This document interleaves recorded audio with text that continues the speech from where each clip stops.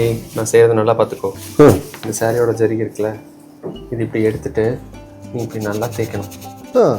தேய்ச்சினா இது உனக்கு ஒரு மாதிரி சில்வர் கலர்ல இருக்கா? ஆமாப்பா. இப்படி வந்துச்சு அப்படின்னா அது வெள்ளி ஜரிகை. இந்த சாரி இருக்கு பாரு, பியோர் சில்வரு. இது எப்படி 30 வருஷமாவது பழசா இருக்கும்.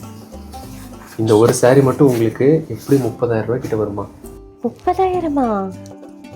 அப்ப இந்த புடவை கொஞ்சம் பார்த்து சொல்லுப்பா. சரிங்கம்மா, இதையும் செக் பண்ணிடுவோம்.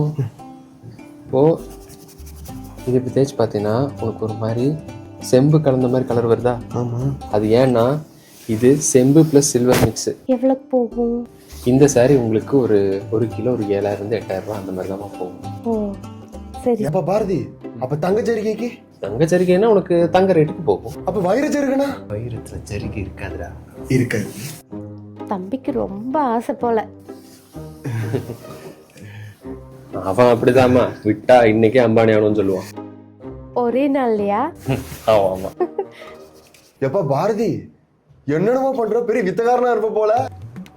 என்ன பார்த்தா உனக்கு வித்த காட்டுற மாதிரியா இருக்கு? இல்லப்பா, ஏதோ மேஜிக்லாம் பண்ணியே, அதான் கேட்டேன். ஏய், நாளைக்கு நான் கடையில இல்லைன்னா நீ தான் இதெல்லாம் பண்ணிக்கணும்ன்ற.